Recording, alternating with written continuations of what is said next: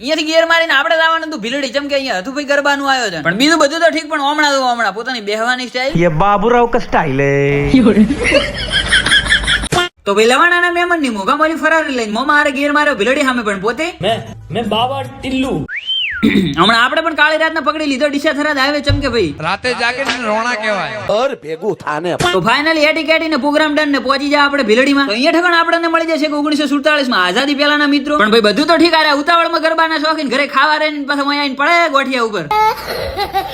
ખાઓ ખાઓ તમે ખાશો તો મારે કઈ ખૂટી નથી જવાનું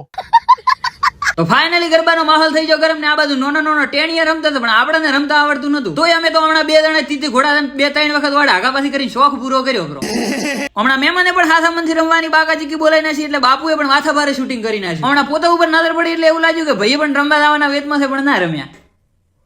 કોઈ નહીં પાસે શું ભાઈ આવતા રહ્યા ઢાઢી રાતના ઘરે બીજા દાડે મળી જાય ને ગોઠિયા વાળા ભાઈ બંધુ હમણાં ભાઈ વડા મંડળના પ્રમુખ દ્વારા કરવામાં આવ્યું હતું નાસ્તાનું આયોજન મંગાવ્યો નાસ્તો ને કર્યું ખાવાનું સારું એટલે પોતાને ખબર નહીં કે આ બંકો વિડીયો ઉતારેલો ફસ ગયા છીએ પછી ભાઈ ખાઈ પીને ધોરા સડી રહ્યા પણ મારા બેટા ખાધા કરતા વગાડો ઘણો કરે છે તું